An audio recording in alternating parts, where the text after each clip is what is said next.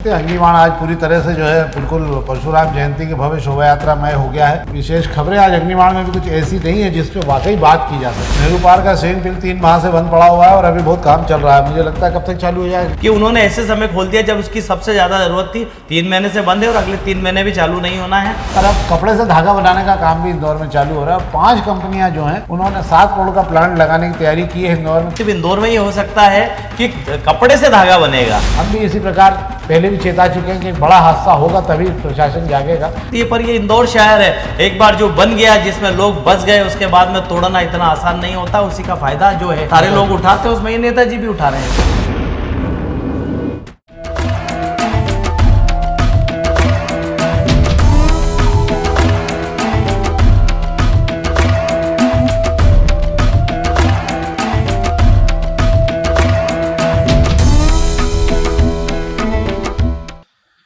नमस्कार, शाम के अखबारों की चर्चा चाय के साथ।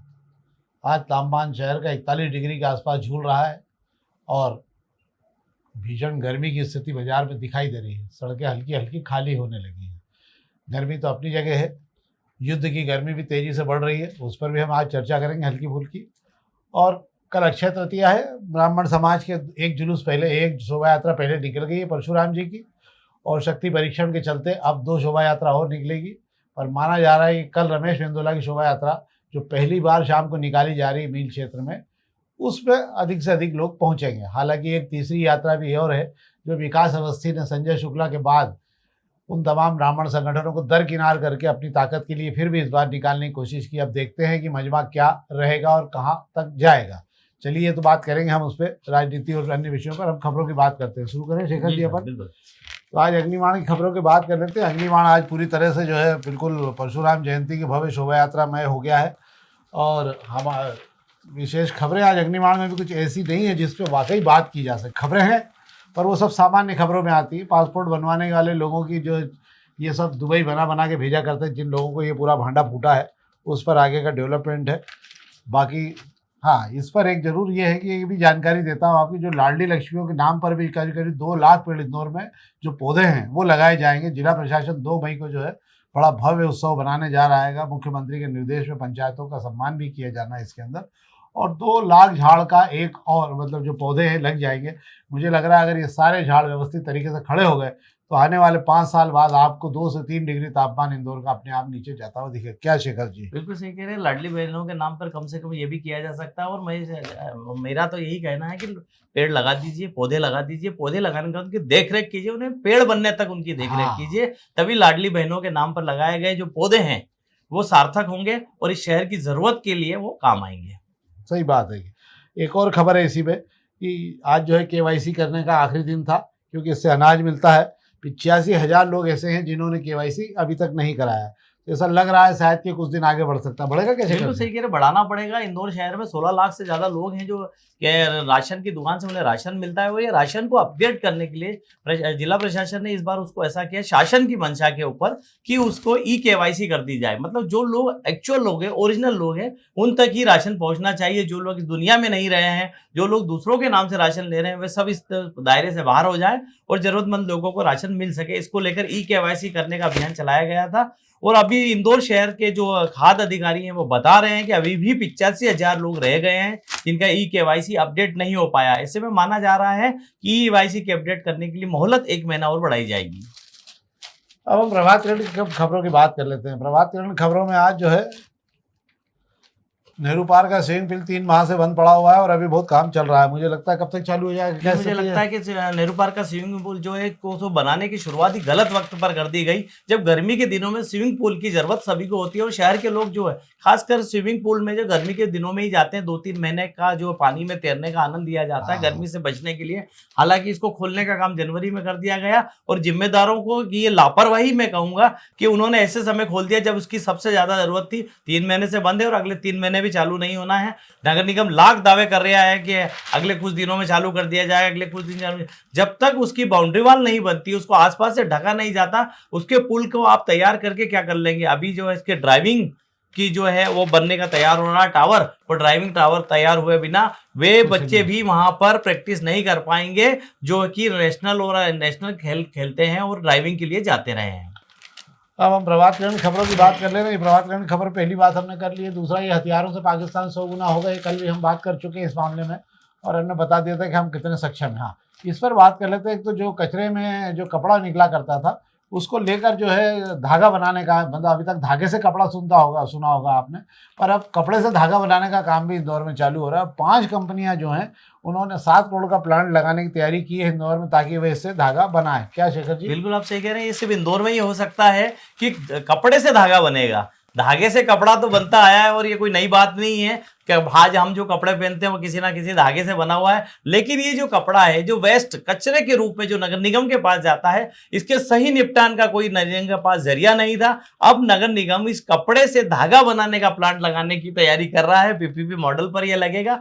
5 कंपनियों ने इसमें काम करने की दिलचस्पी दिखाई है। अब वो उसको लेकर उन्होंने सुझाव दिए हैं। कल मीटिंग हो गई अफसरों के साथ में। जिसे भी काम मिलेगा वो कम से कम इन कपड़ों का सही इस्तेमाल तो कर पाएगा। वैसे भी 3R सेंटर नगर निगम के जितने भी बने हैं, वहां जो पुराना सामान आता है उसमें सबसे ज्यादा कपड़े आते हैं। तो इन कपड़ों का सही इस्तेमाल अब हो पाएगा। अच्छा है, कपड़ों से धागा बनने लग जाएगा। इसके बाद नेताओं से भी इंसान बनने का काम चालू हो जाएगा, तो ये एक अच्छा काम चालू हो जाएगा। एक और खबर है, कुक्कुट पालन जिनकी जमीन बिक गई है, वो बिकी करीब 445 करोड़ रुपए, और लगभग इसमें बिकी है। जगह का हम नहीं बता सकते, पर यहाँ पर बहुत सारे झाड़ लगे हैं जो कई वर्ष पुराने हैं। अब ये कहा जा रहा है करीब 100 सैकड़ों झाड़ यहाँ पे कटेंगे, तब जाके यहाँ किसी प्रोजेक्ट पे काम चालू हो पाएगा। इधर नगर निगम पहले ही रोक लगा रहे हैं कि बिना अनुमति झाड़ नहीं कटेंगे। क्या सीन है ये? बिल्कुल सही कह रहे हैं कि यहाँ भी वही हालात बनने हैं जिस तरीके हुकुमचंद मिल की हम बात कर रहे हैं। हुकुमचंद की मिल की जमीन को जो बेचकर हाउसिंग बोर्ड ने जो नगर निगम को पैसा दिया है, वहां पर कमर्शियल और रेसिडेंशियल वहां पे इमारतें लाने वाला है। और ये इमारतें लाने के लिए लाखों वहां जो पेड़ लगे हुए हैं, उन कितने पेड़ों की बलि होने वाली है सब हमें पता है। हजारों पेड़ काटे जाएंगे। ऐसे ही हम बात कर रहे हैं कुक्कुट पालन की जो जमीन की आप बात कर रहे हैं, ये एमओजी लाइन की वो जमीन है जिस पर लगे हुए पेड़ों को बचाने के लिए पिछले दिनों भी विरोध हुआ था। मामला कोर्ट तक भी पहुंचा हुआ है। अब ये जमीन फिर बिक गई है। गुजरात की कंपनी ने इसे खरीदा है। अब जाहिर है कि कोई महंगे दाम पर जमीन खरीदेगी तो उसका इस्तेमाल भी वो कमर्शियल ही करेगी। तो वहां पर कोई हरियाली के लिए वो पेड़ बचा के तो रखने वाली नहीं है। अब इन पेड़ों को काटना कितना मुश्किल और कितना आसान होगा ये तो वक्त बताएगा। लेकिन इन पेड़ों को काटे बगैर कंपनी अपना फायदा नहीं निकाल पाएगी। अब यहाँ पर नगर निगम जिसने ये जमीन बेची है कहाँ तक उसकी मदद कर पाएगी, जिला प्रशासन कितनी मदद कर पाएगा, ये तो वक्त बताएगा। लेकिन एक बार फिर हरियाली पर कुल्हाड़ी चलती मुझे नजर आ रही है। कल हमने बात की थी प्रभात किरण के पहले पेज के उस फोटो पे बात की थी हमने कि ये बिना इंजीनियर और स्ट्रक्चर डिजाइन के इनको खड़ा किया जा रहा है, और ये लोड कितना उठा पाएंगे और कितनी हवा झेल पाएंगे इसके बारे में कल हमने। आज प्रभात किरण में एक और खबर है, खबर नहीं फोटो है उसके साथ में, और उन्होंने एक बताया कि राऊखेड़ी एबी रोड पर राऊखेड़ी पे बड़ा ब्रिज बना है, उस पर जो है कल इसी प्रकार का पोल लगा हुआ था, एक बड़ा होर्डिंग लगा हुआ था। कल तेज हवा चली 30-40 किलोमीटर की स्पीड से, तो वो ढहा के नीचे गिर गया। गनीमत था कि नीचे दुकानें थी तो कोई था नहीं, इसलिए तो बड़ा हादसा हो सकता था। हम भी इसी प्रकार पहले भी चेता चुके हैं कि एक बड़ा हादसा होगा तभी प्रशासन जागेगा, नहीं तो इनकी स्ट्रक्चर डिजाइन को लेकर जो है बेहतर तरीके से इसे सर्टिफाइड करा के लेटर लेना चाहिए कि भैया क्या रहेगा क्या नहीं रहेगा। बिल्कुल आप सही कह रहे हैं। और मैं आपको बता दूं कि हमारे दर्शकों को भी बताऊं कि पिछले साल बारिश के पहले मुंबई में जो तूफान आया था उसके अंदर भी एक बड़ा स्ट्रक्चर होर्डिंग का सड़क पर गिर गया था। उसमें काफी लोग घायल हुए थे। और उसके बाद में इंदौर में भी स्ट्रक्चरों की जांच करने का कुछ दिन जो है दिखावा किया गया था। वापस वही हाल है। इस बार तो थोड़ी हवा चली है। अभी जो है प्री मानसून की हवा तो चली है, शुरू ही नहीं हुई है। अब हम दोपहर की खबरों की बात कर लें तो दोपहर की खबरों में पहले पेज की खबरों की बात कर लेता हूँ। पहलगाम के जो आतंकवादी थे उनको सरकार ने घेर दिया है, पुलिस सेना ने घेर दिया है। इसमें पुलिस भी लगी है, सीआरपीएफ भी लगी है जवान में। इसमें जो मुख्य आतंकवादी है लश्कर तैयबा का कमांडर, और वो पाकिस्तान सेना में भी शामिल रहा है, वो भी घिरा गया है। और चूंकि बॉर्डर पर पीर पंजाल के पूरे तमाम जंगलों पर पहले से ही सेना बॉर्डर बंद कर चुकी है, तो अब जो आतंकवादी आए थे वो बहुत बुरी तरह से फंस गए तो उनके निकलने का रास्ता अब नहीं रहा है। सवेरे से ये मुठभेड़ चल रही है। संभवतः जब भी रिजल्ट आएगा तो हमें पता लगेगा क्या स्थिति क्या नहीं है। आज तबादला नीति को लेकर कैबिनेट की बैठक हो रही है, 3 बजे के लगभग होना थी बैठक को, और उसके अंदर आज तबादला नीति को लेकर कैबिनेट की बैठक में सील छक्के लग जाएंगे। 20% ज़्यादा तबादले नहीं होंगे। जो प्रभारी मंत्री उनको अधिकार दिए जाएंगे, और जो विशेष रूप से व्यवस्था की गई जो मुख्यमंत्री के यहाँ से आवेदन आएंगे उनको लेकर अलग से टीम बना दी जाए ताकि वो तबादले किए जा सकेंगे। जिनके 3 साल से ज़्यादा हो चुके हैं शहरों में, उनको सबसे पहले हटाने का काम भी तबादला नीति में किया गया। और एक महत्वपूर्ण खबर ये है कि युद्ध के हालात देखते हुए अंततः भाजपा ने अपने चुनाव स्थगित कर दिए हैं और अब नड्डा जी वापस यथावत बने रहेंगे जब तक हालात सामान्य नहीं होंगे। अब चुनाव की प्रक्रिया आगे मतलब इससे मैं नहीं ये भी मान लूं कि मध्य प्रदेश में भी वीडी शर्मा जी की कुर्सी अभी कुछ दिन तो और कायम हाँ रहेगी। यथावत रहेगी। अब कोई चुनाव आगे नहीं बढ़ रहा है। एक और खबर पर हम बात कर लेते हैं। रिंग रोड में अभिनव नगर पे अवैध कॉलोनी एक बड़ी बनी हुई थी, कोई कॉलोनी रिंग रोड पे, और उसको लेकर आज जोन कमांड 18 ने रिमूवल की कार्रवाई की है और यहाँ बिना अनुमति कॉलोनी काटी जा रही थी। भवन अधिकारी ने भी जांच के बाद भवन अधिकारी ने मामले को दबा दिया था, पर ये पूरी सड़क वड़क बनी हुई थी, पूरा तोड़ ताड़ के आज नगर निगम ने खत्म कर दिया। क्या शेखर जी? बिल्कुल सही बात है भाई साहब। सबसे बड़ी बात है कि अवैध कॉलोनी, वो भी शहर के अंदर खाली पड़ी जगह पर जहां सड़क बनाने का काम चल रहा है, रोड बन रही है, और ये नगर निगम के जिम्मेदार डीओ भी है, देखते क्या है मुझे तो आज तक समझ में नहीं आया।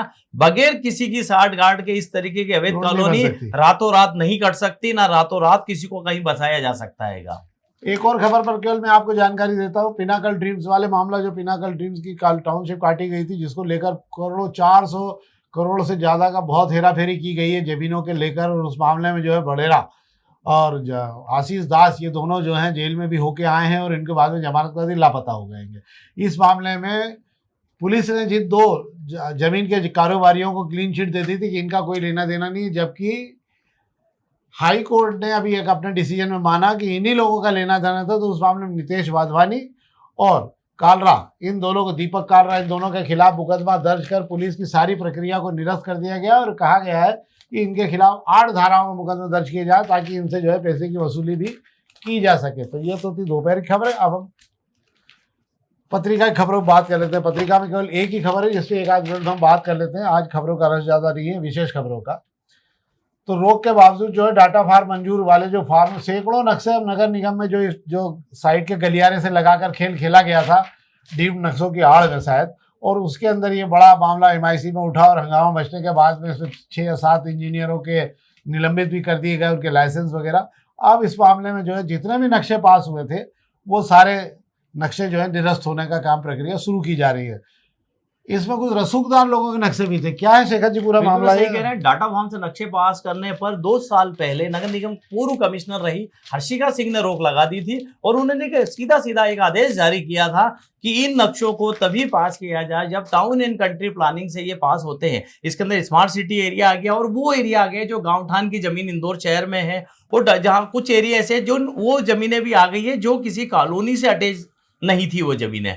अब जब कॉलोनी से अटैच नहीं थी तो कॉलोनी सेल के उसमें वो जमीन आई नहीं, किसी कॉलोनी का हिस्सा बनी नहीं। अब ये बची हुई जमीनों पर नक्शा तभी पास होगा जब जो टाउन एंड कंट्री प्लानिंग मंजूरी देगा। पर नगर निगम के होशियारों ने इसके अंदर डाटा फॉर्म को भरकर नक्शे पास करा दिए और तगड़ा लेन देन कर दिया, और इसी की आड़ में नगर निगम के एक बड़े नेताजी ने अपना भी नक्शा पास करा लिया है और उस पर काम कर रहे हैं। हालांकि उनको पता है कि इसके ऊपर कभी भी खतरे की घंटी हो सकती है, पर ये इंदौर शहर है, एक बार जो बन गया जिसमें लोग बस गए उसके बाद में तोड़ना इतना आसान नहीं होता। उसी का फायदा जो है सारे लोग उठाते हैं, उसमें ये नेताजी भी उठा रहे हैं। हाँ देखो, हमारे यहाँ क्या है, इंदौर के अंदर व्यवस्था ऐसी है कि अधिकारी जो है आप बोलो बिना इजाजत के राज टावर खड़ा करवा देते हैं। बहुत सारे लोग नहीं जानते होंगे, पर AB रोड पे एक राज टावर बिना जो है लैंड यूज गलत था तो उसके अंदर खड़ा हो गया, और जैसे ही जब मामला आया और बाजी पलटी तो पूरा राज टावर 2 घंटे के अंदर धराशायी हो गया था। तो अधिकारी, मेरा ही मानना रहता है कि अधिकारी जो है एक छोटे से छेद में से पूरा हाथी निकाल सकते हैं, और अगर उनको लगे कि मामला बिगड़ गया तो उसी छेद में से पूरा हाथी निकाल के वापस इधर खड़ा कर देते हैं। ये है नगर निगम की और प्रशासन की जादूगरी, जिस पर हम बात करते हैं। अब हम बात कर लेते हैं, ये तो अखबारों की खबरें थी।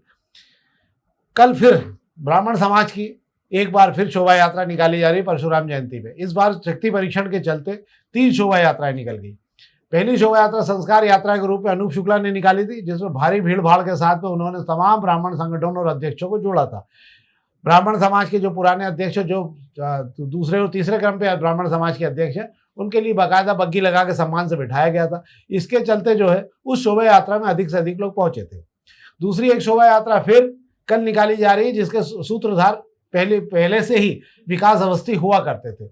विकास अवस्थी इस बार जो है संजय शुक्ला के पूरे समूह से बाहर हो गए हैं। बाहर इसलिए हो गए हैं कि संजय शुक्ला के सामने वो 2-2 हाथ कर चुके हैं विद्या प्रचारिणी सभा, कान्य को जो विद्या प्रचारिणी सभा में, और संजय शुक्ला और उनके परिवारों पर जो उन्होंने गंभीर आरोप लगाए थे, उसके बाद में रिश्तों में बहुत खटास आ गई। अब ये शोभा यात्रा जो राजवाड़ा बड़ा गणपति से निकल रही है, इसमें शक्ति परीक्षण का पूरा मामला विकास अवस्थी को ही है कि विकास अवस्थी अपनी ताकत दिखाना चाहते हैं कि मैं आज भी ब्राह्मण समाज का सर्वे सर्वा हूं। तीसरी एक शोभा यात्रा इस बार जो सुबह निकला करती थी वो निकल रही है मील क्षेत्र में, बापट चौराहे से। ये यात्रा में जो क्षेत्र क्रमांक 2 के विधायक है रमेश मेंदोला जी, दादा दयालु, उनके नेतृत्व में शोभा यात्रा निकाल रही है। मुझे ऐसा लगता है साथ कि इस शोभा यात्रा में बड़ी तादाद में लोग पहुंचेंगे, ब्राह्मण समाज के तमाम लोग। इस शोभा यात्रा में बहुत सारी व्यवस्थाएं भी की गई है और उनके सम्मान के लिए कोई अलग से व्यवस्था की है, तो पूरे सूत्रधार जो है उसके रमेश मेंदोला है। अब देखना होगा कि कल दोनों शोभा यात्रा में कहाँ कौन सी शोभा यात्रा मजबूत रहती है। तो ये तो थी हमारी आज जो कल की अक्षय तृतीया पर निकलनी शोभा यात्रा है। कल हम आपको युद्ध पर कोई विशेष जानकारी देंगे, युद्ध के हालात कैसे हैं, हमारे यहाँ क्या स्थिति है। हमारे यहाँ पूरा देश प्रधानमंत्री के साथ खड़ा हुआ है और जो खबरें हमारे पास आ रही है जो ये बता रही है कि पाकिस्तान में बड़ी घबराहट है। पाकिस्तान में व्यापार से लेके, सेना से लेके, आम लोगों में भारत की ताकत और भारत का एकजुट होना जो है उनको बहुत महंगा पड़ रहा है। और इस बार वो मान के चल रहे हैं कि इस बार आर पार की लड़ाई में पाकिस्तान का बहुत बड़ा नुकसान होने वाला है। तो कल हम आपको इस पूरी जानकारी देंगे। इस मामले में तमाम एपिसोड से हमने कलेक्ट की है जानकारी तमाम क्षेत्रों से, पर यह माना जा रहा है, इसको डी डे कहा जाता है जिस दिन से युद्ध शुरू होता है, कि ये डी डे है और ये शुरू होने वाला है। तो ये तो थी हमारी खबरें जिस पर हमने आपसे बात की। आपका प्यार इसमें हमें मिल रहा है, लगातार इस कार्यक्रम की लोकप्रियता भी है, लोग बेहतर तरीके से हमें प्रतिसाद भी मिल रहा है और विशेष रूप से भी हम आभारी हैं। हिंदुस्तान के बाहर से जो लोग इसे देख रहे हैं हम उनके बहुत आभारी हैं। वे कृपा करके और मदद करें और अपने तमाम साथियों तक इस कार्यक्रम को पहुंचाएं। एक बार फिर हम सभी को बहुत बहुत धन्यवाद देते हैं। धन्यवाद।